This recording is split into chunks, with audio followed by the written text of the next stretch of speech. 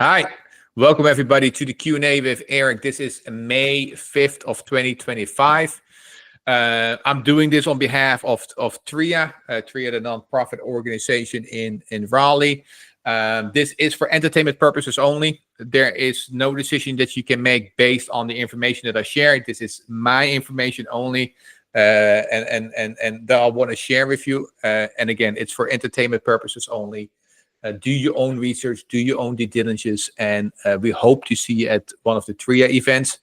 Don't forget, Thursday night, a good friend of mine, Tim, is going to be talking how to get yourself out of a bad deal. I'm particularly super excited about it because, there's a lot of us that bought a lot of property when the market was hot, when the market was high, and now that the market is not as hot anymore, or there's not as many people buying anymore. There's a lot of people out there that have a bad deal and that need to get out of it, including myself.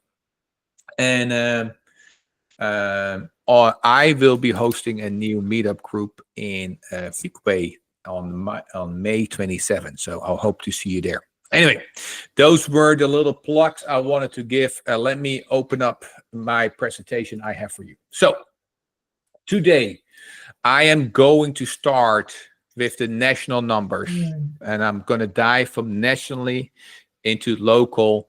And if you have any questions, use the chat box that we have on your right bottom screen. Use that to ask me any questions. If it's your time to, if I call out your name, then you can come off mute, and we'll have a dialogue. Marianne is going to try another computer. Hi, guys. First and foremost, if you see this article from the NAR, the National Association for Realtors, I can imagine a lot of people are scared. A lot of people are running for the hills. Real estate, again, is dropping in activity. And I'll dive in. And I'll let you know why I am not as nervous as this number might indicate, because there's a lot of data that you need to know. So basically what I have been seeing is that after COVID, real estate has always been a very local market, right? Like it's you have to look at the local data, although that the national level can impact your local real estate data. It has changed now, and the reason. Hold on. Let me do this real quick. Mute. All right. So although that real estate market is it's still nationally, it is very, very important to take real estate way more locally. And what I mean with that is so if you look at this number, you think that there's nothing happening in real estate anymore. So let's dive in. Let's unfold what real estate currently really is doing. So before we do that, here's the map. I wanted to show you this, that we are part of the South. For those that didn't know that yet, I just wanted to show you that we are part of the South. So what I wanted to show you is not this one. Come there in a little bit. I believe. No. Hold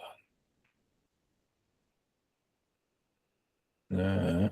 I had it all prepared, and now, of course, I can't find it. There. We'll just do this one. Anyway, this is what I wanted to show you. So if on a national level, the real estate market dropped by 5.9%, right? That is, year over year, we're just declining. Not as much activity as we were hoping. I, in particular, was one of those people that said, why can 2025 not be the year that we see an uptick in real estate? And we partially are. I'm partially right. So to say, if that is even a thing. And the reason I wanted to point out is there are a lot of markets that are slightly growing, slightly have more activity. There's markets that are declining. There's markets in the South that are aggressively declining. You got to think about Texas, Houston and Austin. Prices are declining. Real estate activity is declining. But the South as a whole, including North Carolina, saw an uptick month over month by 9.8%.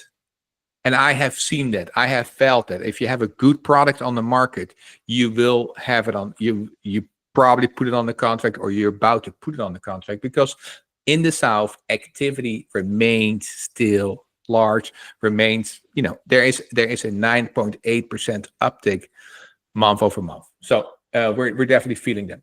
Let's dive into the report here a little bit. And by the way, this is accessible for everybody, right? Like, this is data. I'm not paying for this. This is, if you go to the NAR website, the National Association for Realtors, you can find this data. And I'm looking at this data at least on a weekly basis, if it's not more.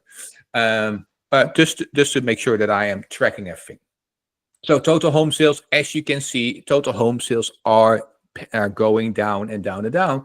And one of the things that I have been saying since October, November of last year is, it is amazing to me that everybody called 2008 a real estate crash, but nobody talks about the real estate market now and being crashing, because we are selling on a national level. We sold less homes last year than in 2008, and we are tracking to sell less homes than we did last year, if the data continues to go like this.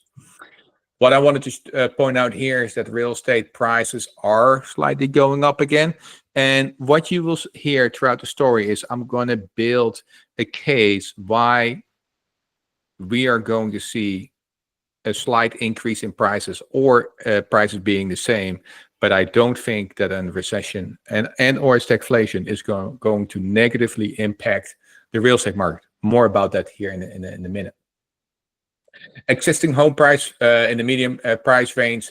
So medium is slightly going down, and here you see the total overall number dropping to 2.4% year over year. So that means in Q1 of last year, we sold, or in March of last year, sorry, we sold 2.4% more homes last year in March than we did this year. So last year was already a difficult real estate market. It's trending out to be slightly different. Realtor confidence score, I am not sure what that means. The average real estate agent does one home sales per month if you divide all the transactions by all the realtors. But here, the South is responsible for 45% of all the real estate transactions, guys. And we are in the South, so people want to be here. People want to move here. People want to be in the South. So this is all national data. This is the forecast for the NAR. The NAR has a forecast. They as everybody, including myself, they want to see how good they are in the prediction. So the NAR says that this year we will see an uptick in sales compared to last year by 6%, and then in 2016 by 11%. New home sales, new home builds are going to go from 10 to 5%. We see the medium home price increasing, we see rates going down, and we see jobs continue to grow.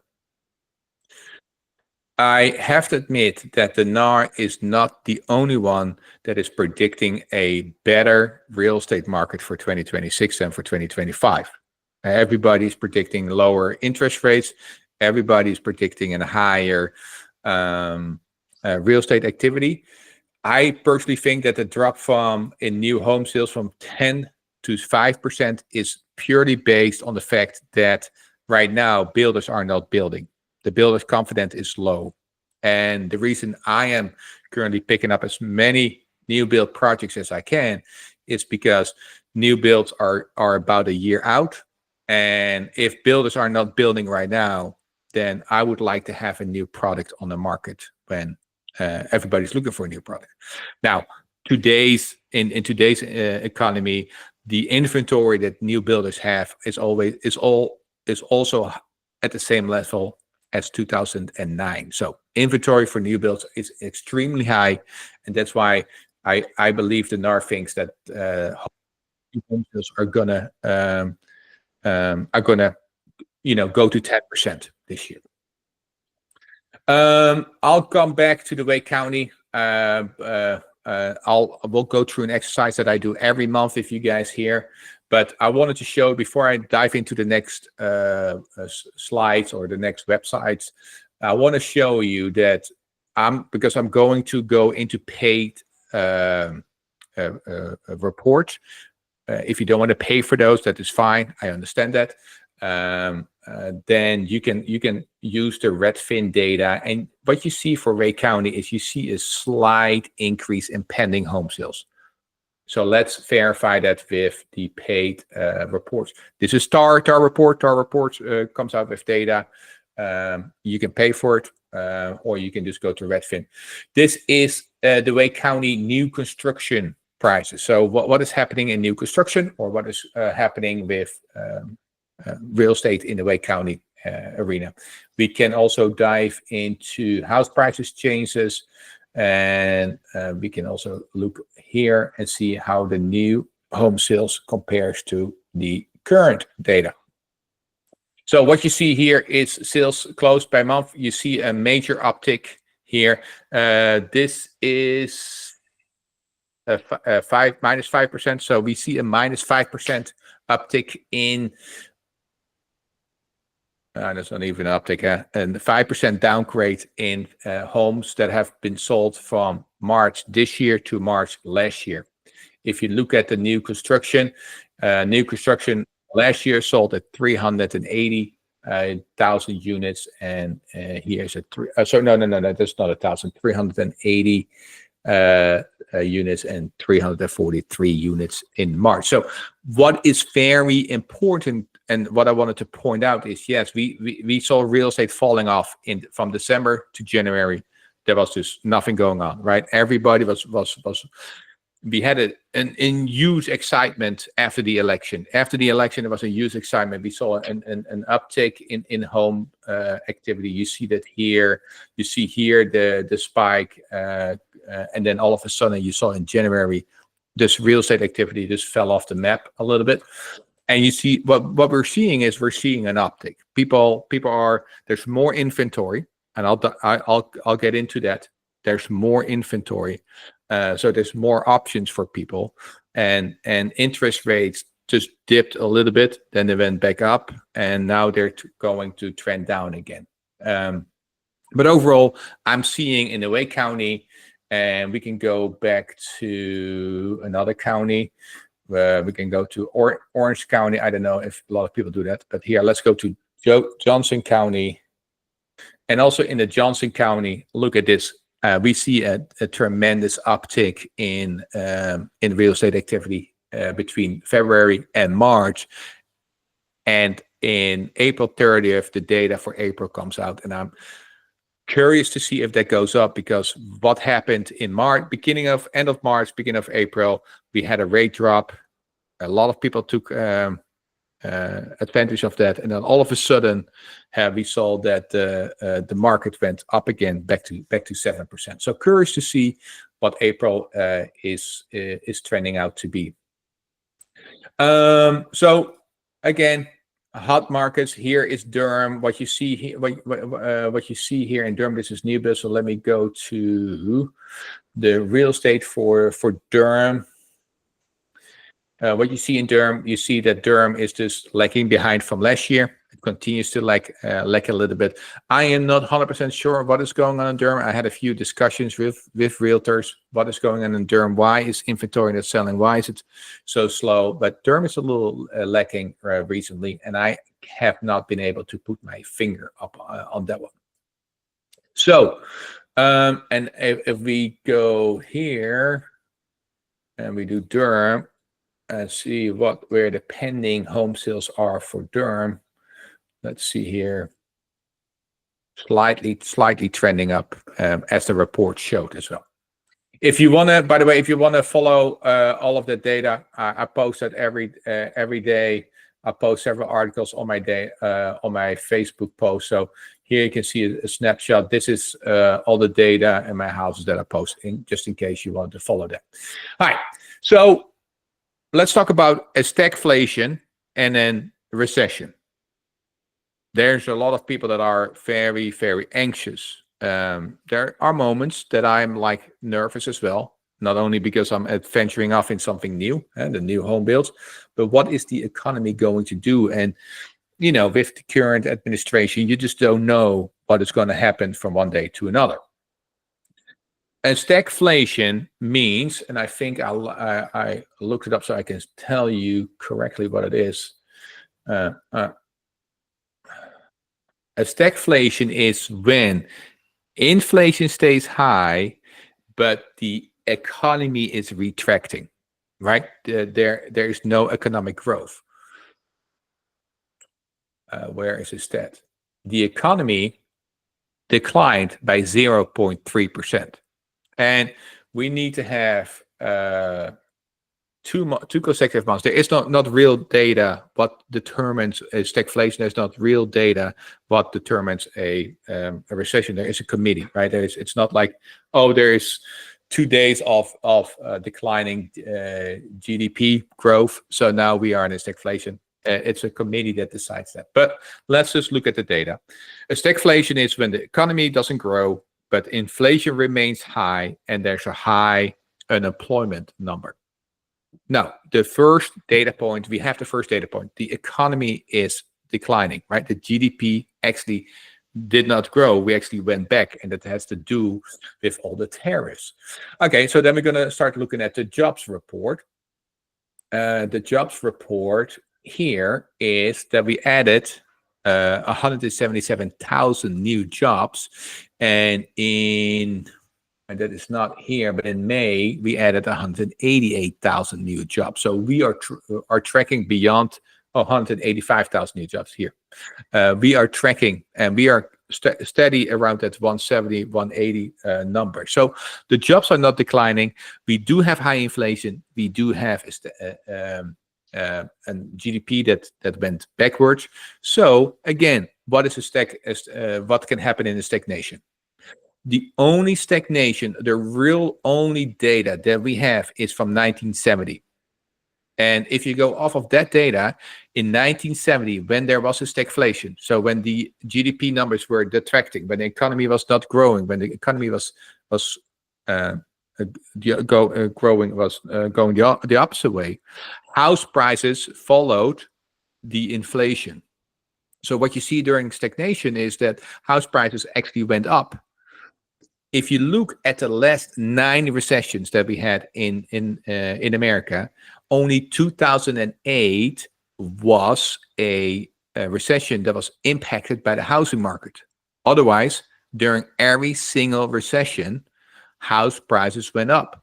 So the safest investment that you can do during a recession, during a high inflationary period, during a stagnation, is not to have your money in bank account, is not to have your money in the stock market, is to have your money in real assets. That means have it in gold, in silver, have it in houses, have it in something that is going to follow the inflation. Housing prices will follow the inflation. And hence the fact that I don't think that here in North Carolina, we're going to see prices that are going to slow down. Are we seeing prices that, are we seeing houses that come down in price? Yes, people are still thinking that this is a very aggressive seller's market, which it's not. And sellers are realizing when they put their home on the market that they have to come down in their prices. So let me show you a little bit more data, and then I'm opening it up for questions and anything else that you guys might have around this topic. I want to show you a graph, if I can find it real quick, because I have so many things open on my computer that I wanted to show you guys. But if I show you a graph real quick, this one. No.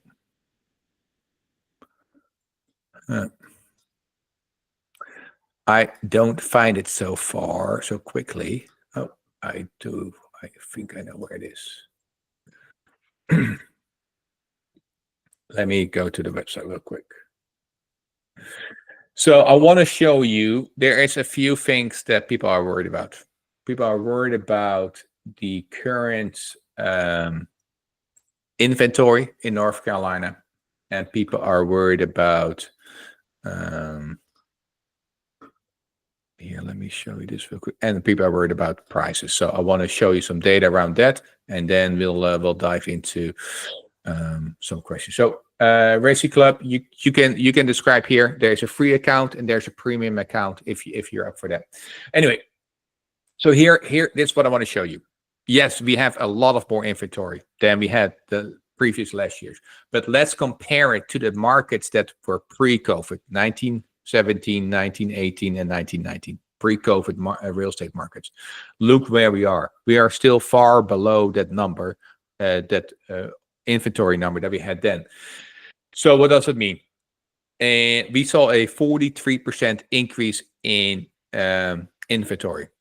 That is going to shake the market a little bit. And that's why you do see that people that have their home listed for an unrealistic price are having to come down in their real estate listing. That doesn't mean that the real estate market is crashing. It's not. I just showed you data that the South of America or the southern markets are growing by 9.4% or have an increased volume of 9.4%. As a matter of fact, we are still 12% below a healthy market. What a healthy market is right now, North Carolina has an inventory for 4 months. A healthy market is, thank you, Lisa. Indeed, key is unrealistic prices. An unhealthy market has an inventory for 6 months. So we are still far below a healthy market. And therefore, it is right now, according to Zillow, and I'm going to show you that graph as well. According to Zillow, this is still not a buyer's market. It is in the neutral. It's pending here in the neutral, right? Like it's showing the neutral right here. It's still a little bit of a seller's market, but it's going into the neutral because there's more inventory. We want a little bit more inventory, not too much, but we want to have a healthy market so that there's more option. All right. So with that, I am going to open it up to anybody that wants to ask me questions. Ask me questions about the data that I just presented. Ask me questions about deals that you're doing. Should you be buying? Should you not be buying? I guess if you're going to ask me that question, you kind of already know where my head is at. But any questions from anybody on the call is anything that you want to ask me.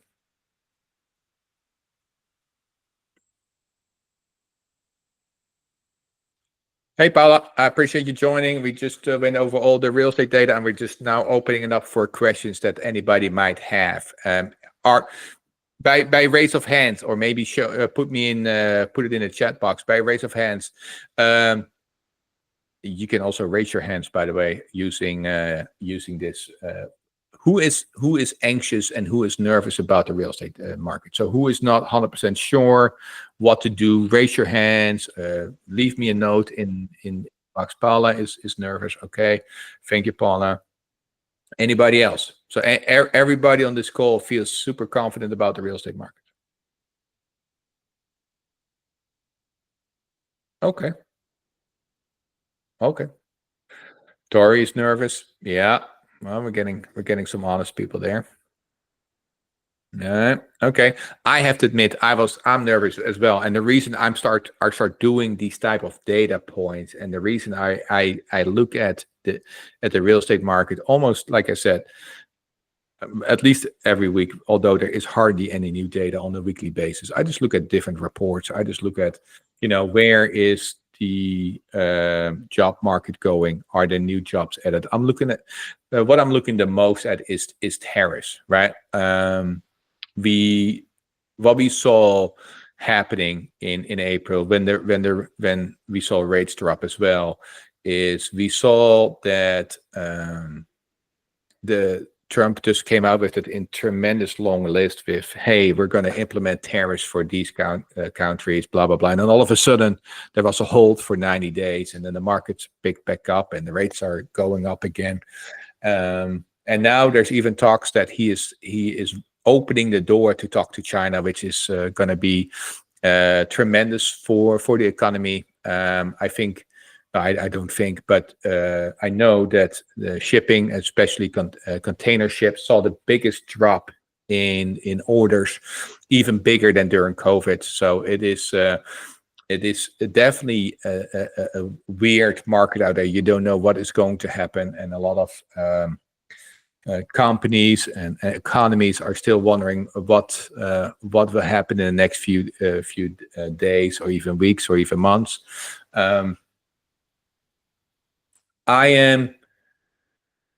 I see that the jobs are there.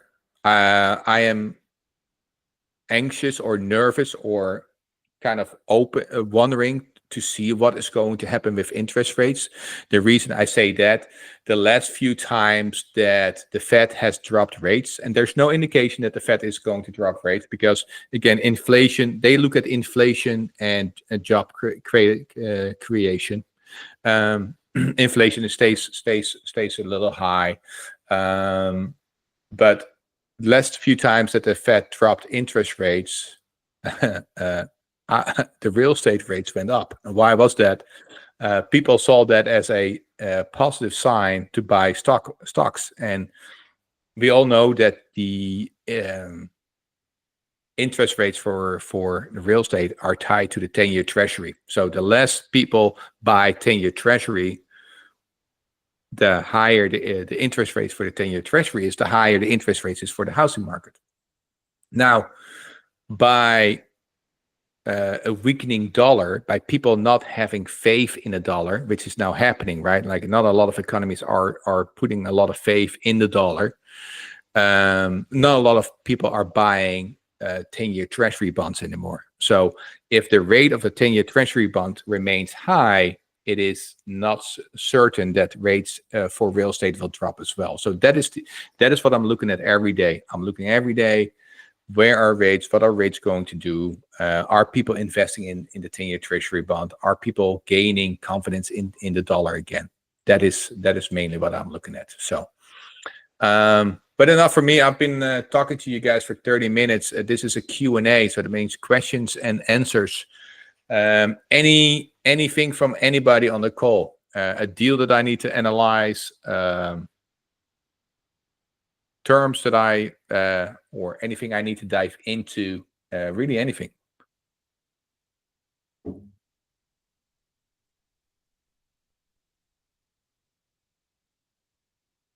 You guys gonna let me off the hook easy today. Wow. Don't be shy. I know you got a question.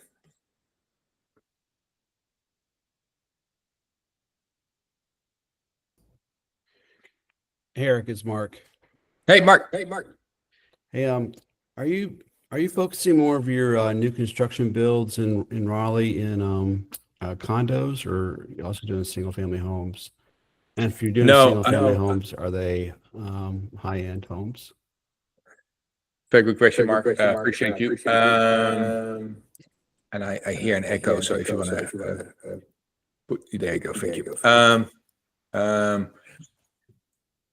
Condos are not selling in Raleigh anymore.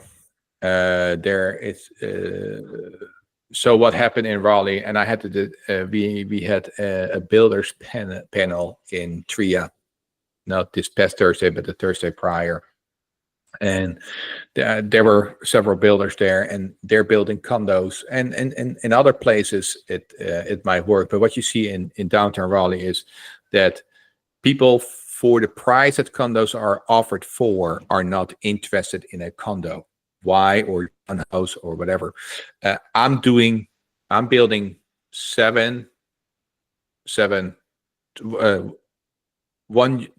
condos and 5 townhomes. Townhomes are different than condos. Condos is that you have one building, you share the ground that is under the building through an HOA, and you own whatever's in the building on your side, but you don't own the land. The HOA owns the land, which people don't really like that. There are too many condos in downtown Raleigh on the market right now. Basically, people that owned land sold it for too high. Builders like you and me, Mark, could only purchase that land and put a condo on there and make the numbers work. So that's why I'm still buying land, but I'm only buying land for single family houses. I don't see that condos are gonna see an uptick anytime soon. And if I build single family houses, I am on the higher end. I'm building $3 million homes, and I'm building a home in Durham.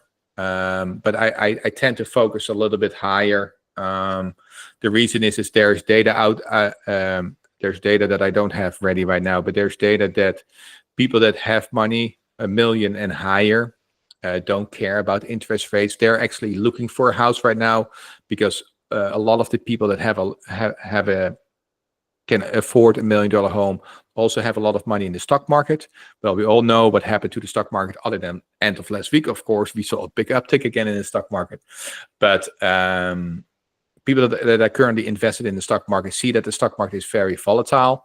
And definitely during recession or stagnation, you want to have your assets in a hard asset. So you see people that have a good chunk of change are starting to buy higher end homes. So you see an uptick in higher end homes that are currently selling. Okay, thank you. Yeah, absolutely.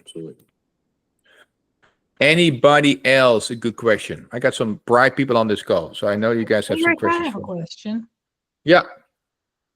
So I not only watch North Carolina, but I watch kind of like the entire South, nationwide real estate and all that, because diversification is the key. And you never know.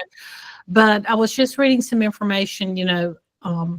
Let's just talk about Florida now. Of course, not counting Miami, because that's growing at a rate that is, they've never seen. But outside of that, St. Pete, Tampa area, even in very high-end areas like Palm Beach, West Palm Beach, Jacksonville, mainly though Gulf cities, condos, the prices of condos, because of the insurance situation, it's dropping like you've never seen. And a lot of real estate investors are saying pick them up, because Florida is still going to be an area where people will want to vacation. So pick them up for Airbnbs, midterm rentals, things like that. Have you looked at that? What's your opinion on that, if you have one?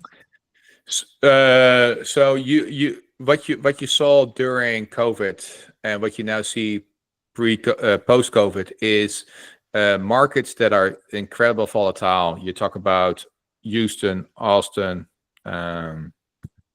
Phoenix, Tampa. You saw a massive. I mean, during COVID they could put a price tag on that house and it would sell. Prices were out of the roof. It was insane in those markets. North Carolina, like in 2008, we were somewhere in the middle, and that's where we hover, right? Like we are very, very steady. Hence the fact that we're now growing as well, right? And so what I really think is, I'm not sure if it's in Florida. I haven't seen data in Florida. I've heard the rumors, but I haven't seen the data that prices are dropping due to insurance. I truly think that a lot of people just bought way too high. It was just a market that was incredibly on fire. That's what you have with these markets. Markets that go up incredibly high can have the chance to come down incredibly steep as well. And that's what's happening in south of Florida right now, is particularly Tampa, and that's what's happening in Texas right now. And those were markets that saw an incline. A lot of those large portfolio buyers, hedge funds that are buying there. And now what you see is there are several hedge funds. I saw it in Tampa. You see several hedge funds just trying to sell their rental units for lower than that they have purchased those rentals for. They just wanted to get out of the deal. So I'm not sure if it's due to insurance, but I do see, and there's a tremendous spike during COVID, and now to me those markets are just leveling out, if that makes sense. Would you consider investing in them? No. But that's I'm a North Carolina investor. I have one rental outside North Carolina, and that's it. I don't like markets where there's a big upswing and a big downswing. That would make, I am partying hard when it goes down, but I'm incredibly nervous when it comes to I'm partying hard when it goes up. I'm incredibly nervous when it comes down. And I like North Carolina. It's very flat. It's very predictable. Yeah, that's why I like markets that are just doing their thing. So because to me, if you invest in a market like Florida, Texas, Phoenix, it's like investing in a real estate or in the stock market, right? You never buy stock at the lowest point and you never sell it at the highest point. So what do you do with real estate, right? Like, did you buy it at the lowest point? And are you selling at the highest point? It's just too volatile for me. I can be in the middle of a flip in Florida, in Tampa, and all of a sudden the markets decide to go down. I'm in bad shape then. So no. Good question. Thank you, Lisa. Any other questions? You can also put them in the chat. Whatever you want to do. See if there's any questions there. No, you guys are. I have a question. Yeah. This is Michael. So you mentioned that you are looking at 10-year Treasury bonds daily.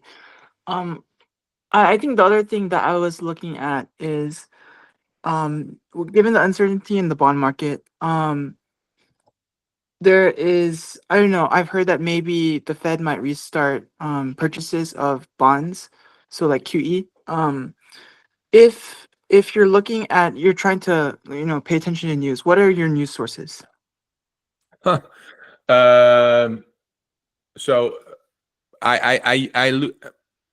so I'm from Europe, and the reason I wanted to point it out is I haven't seen there. Of course, there are news resources, but maybe I was just blind to it. I haven't seen a particular news resource that is very political driven. What I mean with that is CNN and can get. So I'm just I'll go to CBS News, I go to Fox News, I go to CNN News. I verify all the data everywhere. But for my reports, I go to the paid for the real estate reports. I go to the paid real estate reports. But for economic news, I do Market Watch. I do CNN, CBS News. I do Fox News.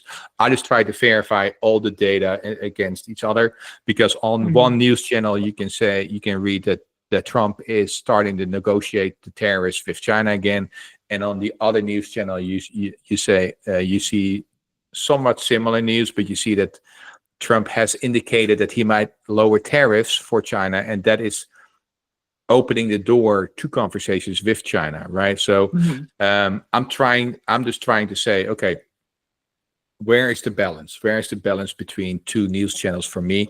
Market Watch is one of the better channels that I use. So do you? So I understand that you like aggregate a lot of diverse viewpoints. So do you start with Google, or do you use like an aggregator for that news? No, I just go to Google. Google has. Okay. Yeah, where did I here? So I'll just type in like I typed in here, right? How many jobs were added in to the economy, and then you get something here, and as you can see, then I start clicking on some different links and open up. Now, luckily, I already knew that that there were. I thought it was 188 jobs in March, but I guess they have adjusted it to 185,000 jobs added in March. So I'll just Google it and then see the different news resources. Okay, that makes sense. Thank you. Cool. Absolutely, Mike. Anytime.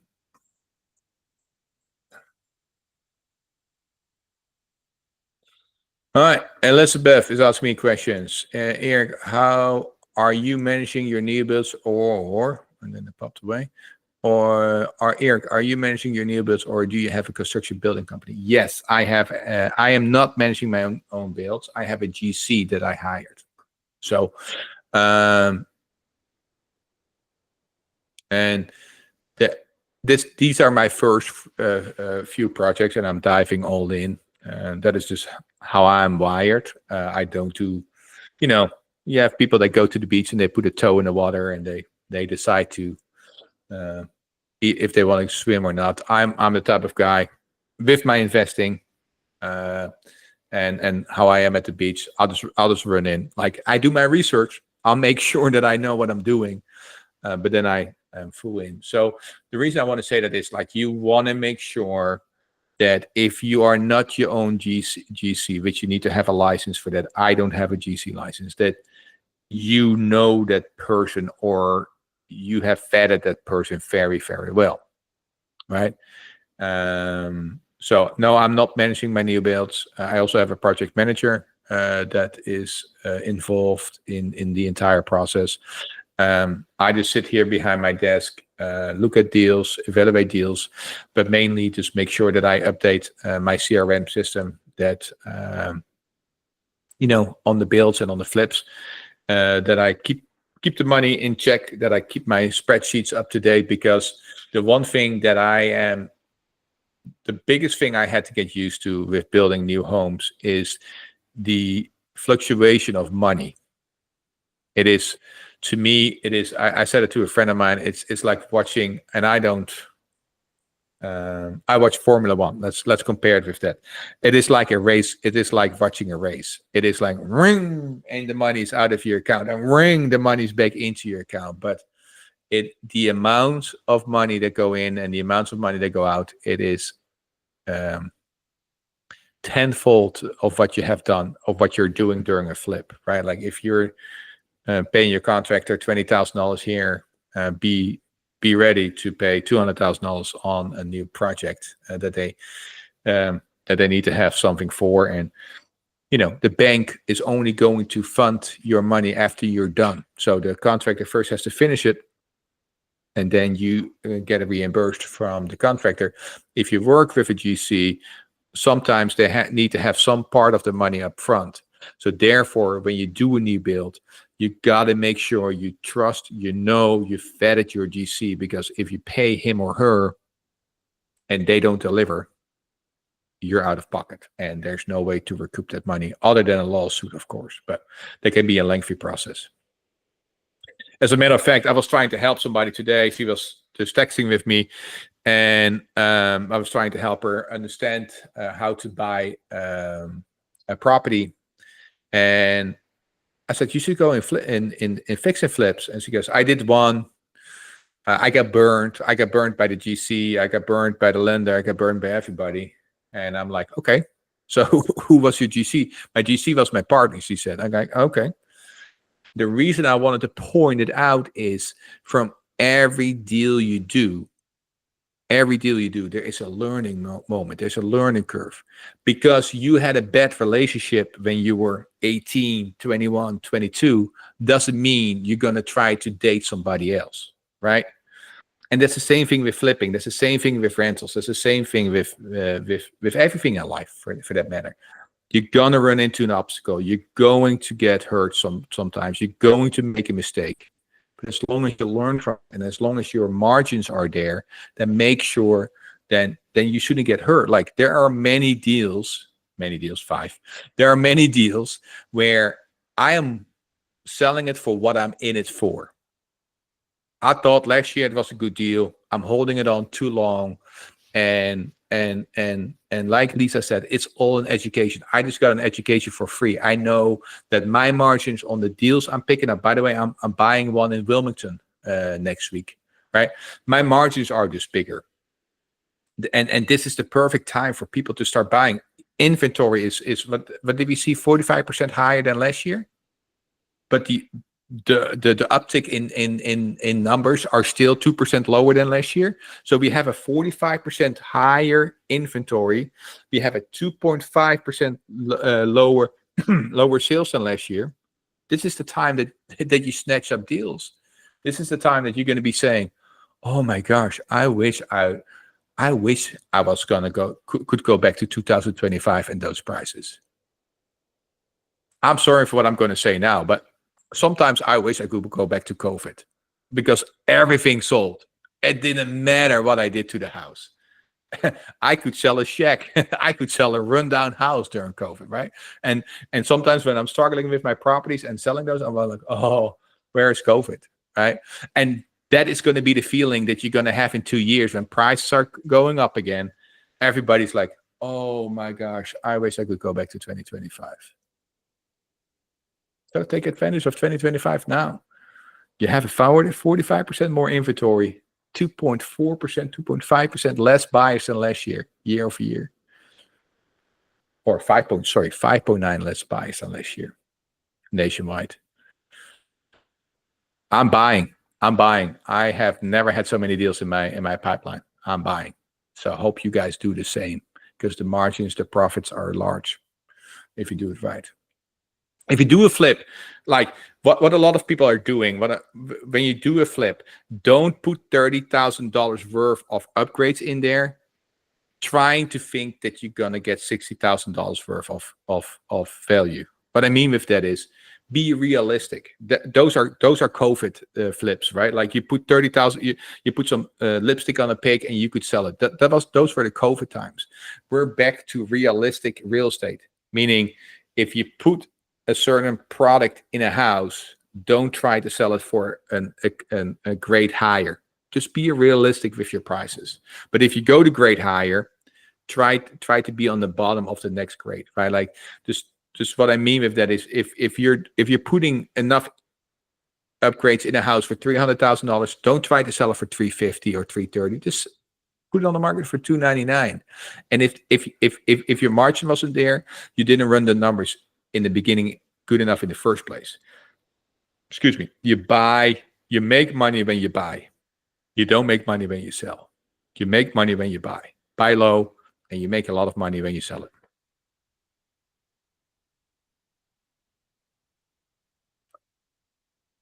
Any other questions?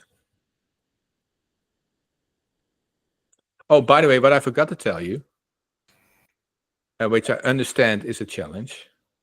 The only negative thing about this market, the only negative thing as I see it, is borrowing money becomes harder and harder. When we are officially in a recession, right? 2 consecutive months in a row, it's a recession. When we are officially in a recession, lending will become even harder. So how are you overcoming that challenge? Eric, Yeah, Marianne. I didn't quite understand you earlier when you were talking about how much money to put in a flip. Were you saying you have to spend more, like do more upgrades? Or you're saying don't spend too much money on upgrades?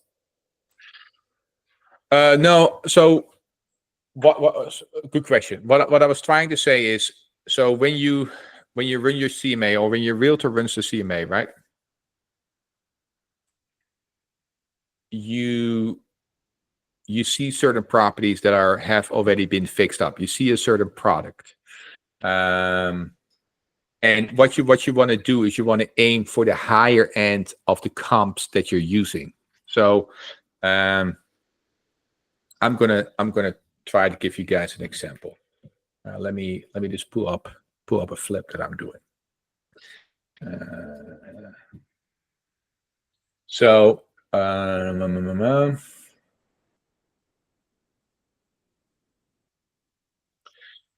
I'm pulling up this data real quick.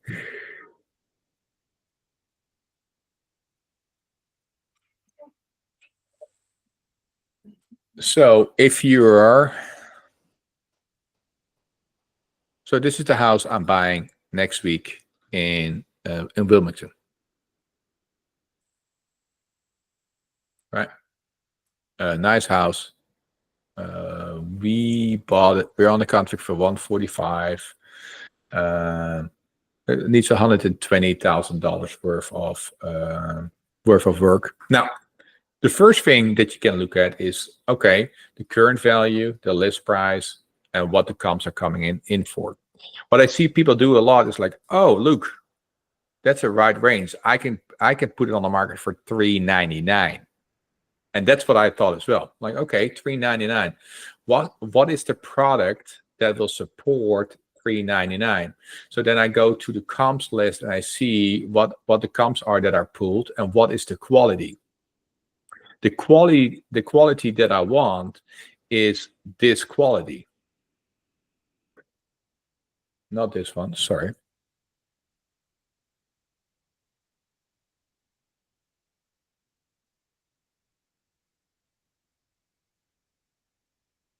It doesn't want to pull it up, so let me type it in. Nope. 1412 Church Street. Oh, I'm all over the place. 1412 Church Street, Wilmington. Okay. So this house is, what did we say, 470 feet away from the previous house? This is a perfect example of a flipper that went high, but sold it on the top range of the lower end, if that makes sense. So why is that? Everything is done perfectly. High-end flooring, high-end cabinetry, open up the walls, backsplash. But most important, what costs a lot of money is little details like shiplap in the toilet. So they spent a little bit more extra money. This is not drywall. This is shiplap. Shiplap is expensive, definitely to put it in, right? And they didn't only do it here. They did it in this toilet, and then you see here in the bathroom, they did shiplap again. So they're using high-end products, nice pictures, correct pictures, high-end flooring, hardware throughout, good stones everywhere, tile work perfectly. And that's why they were able to get $395,000 for the house. When I went to my lender, I based my loan off of this report, right? For 360. That's how I run my numbers.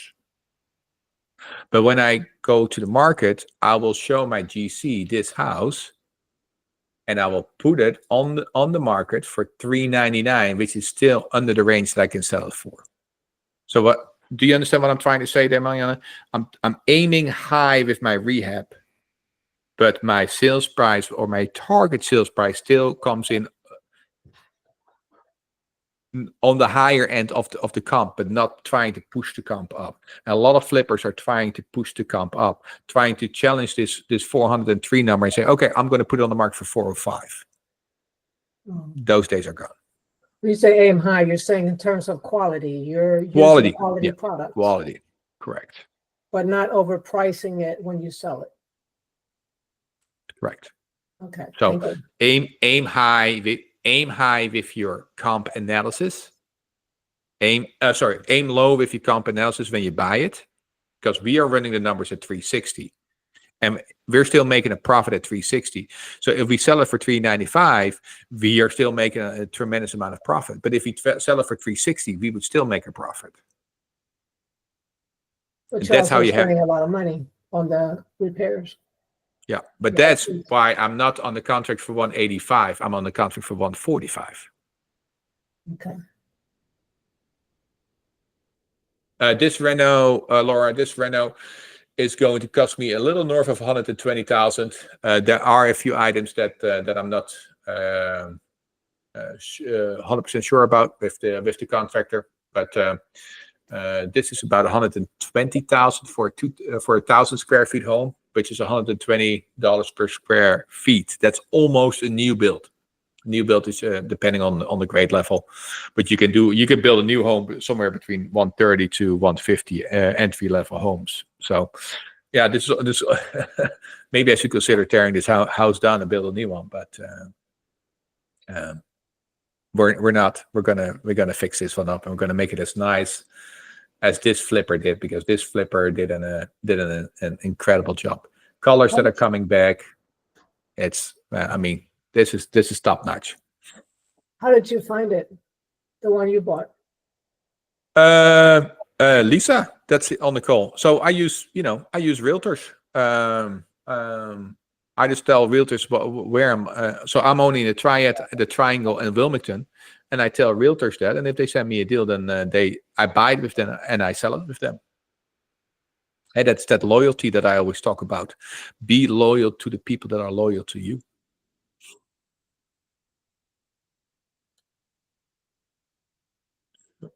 Yep. Thank you, Elizabeth. That flip is indeed this flip is indeed beautiful. I wish I had done it. I haven't, but I'll hopefully one day I can show you the work that I've done there. Hey, Eric. This Yeah. is Francisco. Quick Hey, question. Francisco. Hey, Yeah. Eric. How are you doing? I have a quick question. Do you have any experience with county court auctions? And have you stashed any deals by going to auctions? Uh, I'm laughing because I hate auctions. I'm just too impatient for an auction, and here's why. Why would I put in my highest bid to give somebody else 10 days to upset it? Yeah. It doesn't make sense. It doesn't make sense to me. So no, I have not. I know there's a lot of people very successful with that. As there's a lot of people very successful with rentals, and I'm trying to sell mine. There's a lot of people very successful with fixing cars. Heck, I'm happy I can start mine. So no, sorry, Francisco, I can't help you there. But I know there's a lot of people that are very successful with that. I know we had a speaker in January at 3 that was doing tax liens, and he's making a lot of money on that.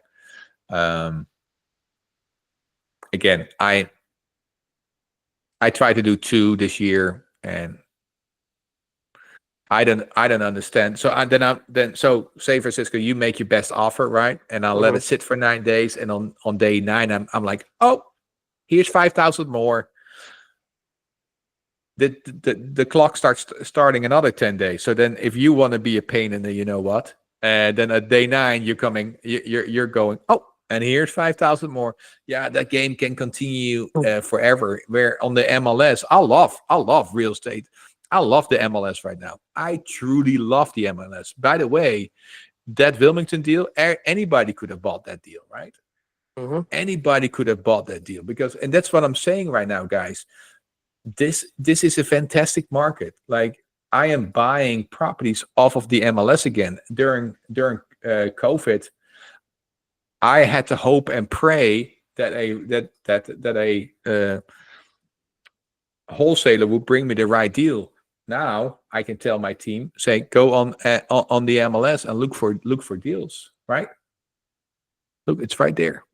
And if you have come to one of my speaking events, I always tell you to buy a property when there is a major price drop. I did it in Winston-Salem, and I'm doing it now in Wilmington. $30,000 price drop. So here's the price. My realtor Lisa was already eyeing this property, but look where they were.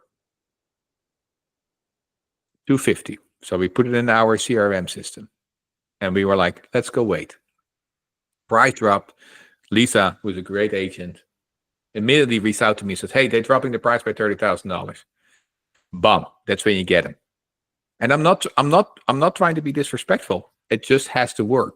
And by the seller dropping the price by $30,000, that shows me they're willing to negotiate. So they dropped it by $30,000. I offered them 140, and we ended at 145. And that was a little bit against my will. But listen, I also wanted to get the job done. So Have you had much success falling in the 70% rule minus rehab, Eric? I mean, that the deal you showed is right very near the 70% rule. Have you had luck in getting sellers accepting that? Yeah, so this one is right there, right? Yeah, it is. Let me, for those that don't understand what he's talking about. So let's go. So we have an ARV. We're using an ARV of 360. Yeah, 360 times 75% is 270. So I can't go over 270. Okay. I know that my purchase price is 145. So my rehab budget cannot go over 125. That's how you run those numbers, right? That's all you do. Now, I did it this way. At $360,000, I knew the rehab budget was given to me at 120. Oh, sorry, I do it the wrong way. So 370,000, 75% of that minus 120,000 rehab. I knew when they were on the market at 250, I knew I could only offer 150. Yep. That's why we started with 140. So yeah, I have a lot of luck with it. I have 12 projects currently on the on the way that we're doing. So I don't know if I can see it right Yeah. here now. I use 70% rule, Eric. I wonder, like, I haven't had much success as far as sellers accepting that right now. So I did see you use 75%. Is there like a rule when you use 75% versus 70 versus 80%? Yeah, I need to make a certain amount of profit. It's just based on the profit. Yeah. Yeah. Okay. Yeah. Yeah.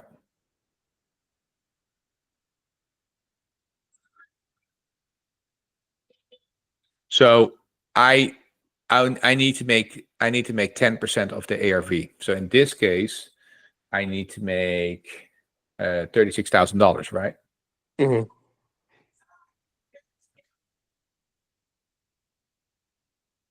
It's not on my deal analysis board anymore. But let's plug in the numbers on the deal analysis board real quick, because I'm calculating this with holding fees. So 145. Say that the rehab is 125. Let's just use that, and the ARV is 360.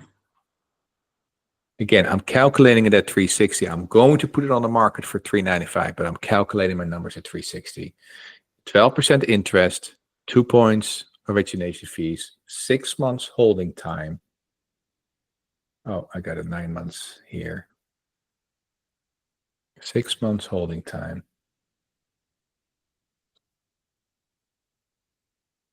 My profit after paying my realtor, after paying my projected profit is $42,000, $42,300. Now, if I change this number to the comp that we had, and I go to 395,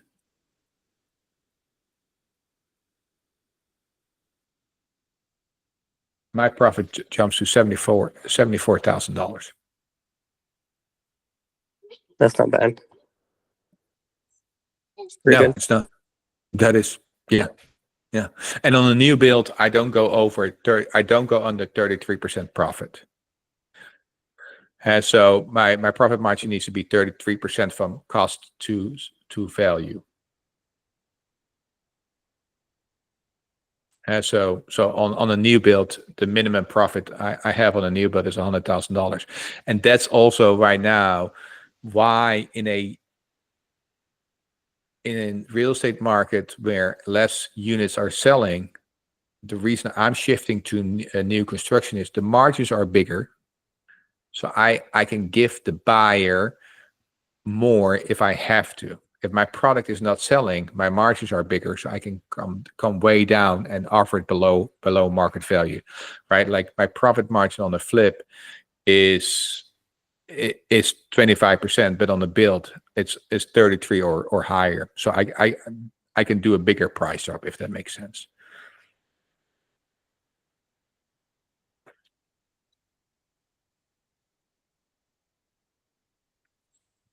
Yeah, Laura, they were overpriced in the beginning at 250. Yeah, it's so. But what I want to say is, guys, this is all on the market, right? Like, and one thing that I haven't showed you guys yet this week, but I always do every time we're here. Let me see where it is.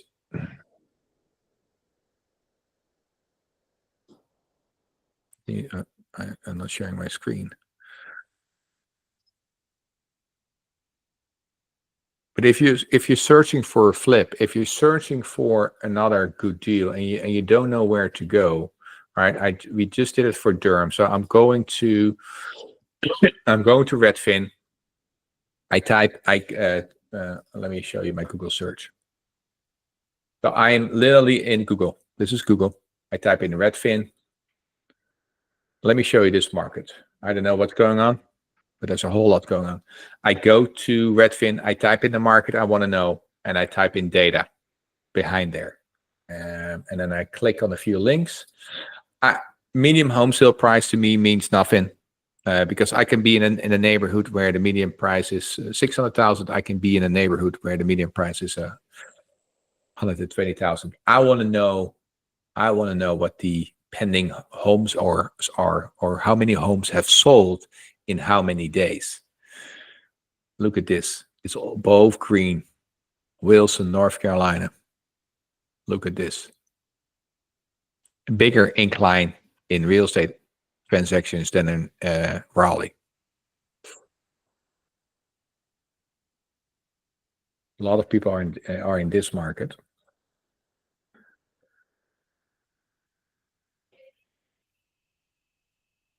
You see that?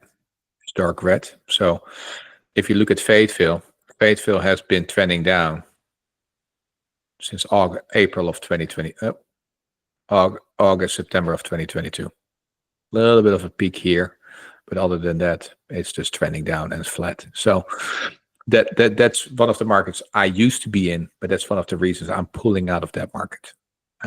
So use this to your advantage when you do a flip, right?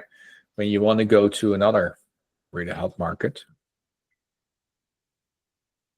when you want to go to a new market and you want to pick up some rentals, some flips, go where the people want to live. Don't go where the deals are. Go where the people want to live and then find a deal. That's how you do it. But look, Goldsboro. There's an uptick. It's going up. 9.1% uptick. Days on the market is trending up. That's all fine. More inventory. Days on the market is going to trend up. So use this in your advantage. The mistake I made between COVID and today is that for too long after COVID, right? Like we had COVID, we had the peak, and then after 2022 it went down. I was still buying in those secondary markets like Rocky Mount, like Fayetteville, that are really not doing anything. Nobody wants to live there anymore after COVID. Why? During COVID, everybody wanted to live in the cheaper markets because the expensive markets were too expensive. And right now, with a higher inventory, more people can again afford the more expensive market, so to say, right? There's more inventory in Raleigh, so people can find more and better deals in Raleigh. That doesn't mean that the amount of people that are now looking in Rocky Mount, as you can see,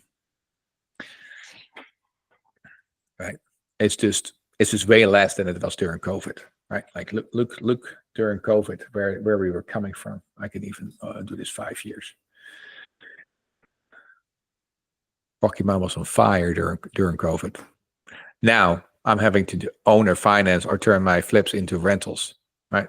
So always have an exit strategy as well when you do a flip. Make sure you can actually turn it into a market, that you can turn your flip into a rental. And yeah, that's what I had to do. But that's also what Tim is going to show you another trick on Thursday. I really hope you be there Thursday at the McKinnon Center in downtown Raleigh. So, hi guys, we've been going for a little over an hour. We can stay here another 2 hours. It really doesn't matter to me, but I wanted to see before. If you guys had any more questions, any concerns, any questions you have, anything else for me?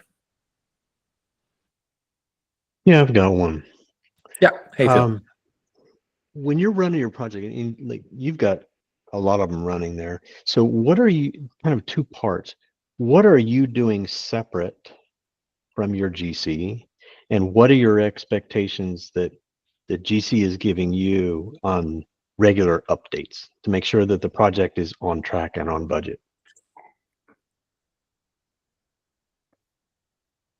I'm going to open up my my CRM.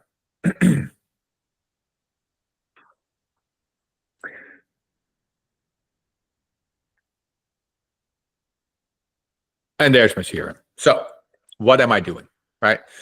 These are the projects that I have. There's a few more that are pending. They're not in here. But so how I am paying my my GC, I have looked at this one. I've looked at this one. I've never seen this house. Never seen this house. I've seen this house. Never seen this house. This is my first new build that is actually on the way. So I've seen this one. It's fun. And I have never seen this one. Again, This is another deal, guys, that was on the market. Look, it was on the MLS. See, I just bought it from the MLS, and the profit on that property is over 300,000, just a flip. So the deals are on the MLS. That's what I'm trying to say. I'm not trying to brag. Go back to your question, Phil. What am I doing differently? So the one thing that you have to learn is you cannot, like, the GC is your eyes and ears. What I mean with that is, do not pay until you have pictures. So this is my CRM. You see where we are. You see what we have spent on each project. But most important, why I wanted to show you is this. If my contractor sends me an invoice and I have never been to the property, then how do I know that the work has been done? And this is how I know the work has been done. I haven't paid on this particular project. I haven't paid for flooring yet, but you see why I haven't paid for flooring yet, right? So the first thing, Phil, that you're going to do, and I had this conversation on a project of mine. This is a project of mine I'm losing money on. 112 North Cellar in Selma. Although that they're building a Target there, I'm holding this way too long. Plus, if I look here, it's probably in here. No.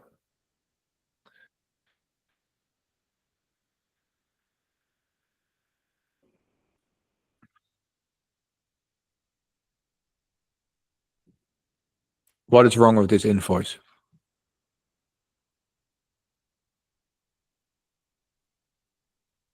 On this invoice, there's no line items. See, everything is a zero. And I accepted that.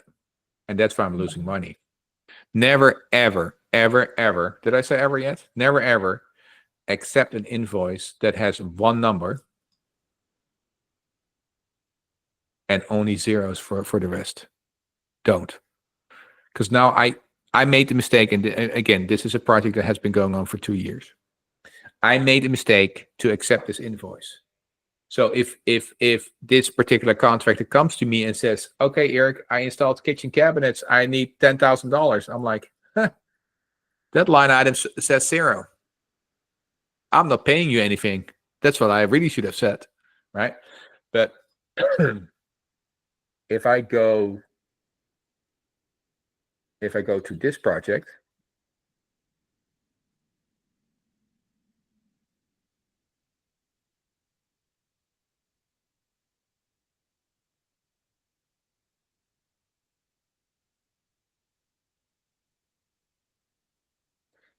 everything here is line itemed. So if they're sending me pictures of a roof, I'm going to have to pay them $10,958.90. If they're sending me, if the price has changed,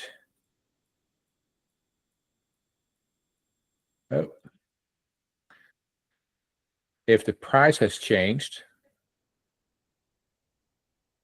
they need to send me a change order, and it needs to be signed. Otherwise, they can bill me whatever they want to bill me. They're not going to get it. So that's how I work. That's how I manage my properties from a distance, and that's how I manage my GCs. You first have to deliver before you pay, and you don't get paid the full price until the realtor has listed the property on the MLS. I understand that you're done, GC. I understand that you have finished your project, but not me, not my project manager is going to inspect the property. The realtor is going to inspect the property because he or she will need to list the property. He or she will need to be able to sell that product. I'm not selling it. Not my project manager is selling it. So until we're on the market, I am not paying you the full price. I'm leaving $10,000 at least on the table until we're on the market. Great. Thank you. It's helpful. Absolutely. Yep. And guys, do that. I understand that people sometimes come to you for money after you have a CO, certificate of occupancy, whatever. There needs to be a rhythm. What is in it for me? There needs to be something for that contractor to come running back at you. Because there's if something is wrong and you have already paid the full price, good luck trying to get that contractor back in your house. Do not pay the full price. Do not pay the full price. Do not pay the full price for the rehab until the property is live. Absolutely not. Any other questions?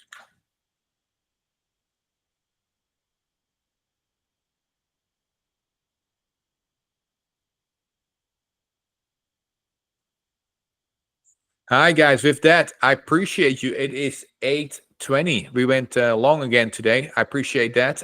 Thank you for joining. Again, don't forget Thursday night, main meeting. Thank you, Laura. Main meeting. I hope to see you all. Mariana, thank you so much. I appreciate you all. I'll see you guys Thursday night at 3. Nisla, thank you. Bill, I appreciate it. See you guys there and have a wonderful evening. Stay safe and thank you so much for joining. Thank you, Eric. Thank you. Thank you. Thank you, Cisco. Thank you, Phil. Thank you, Tori. See you guys.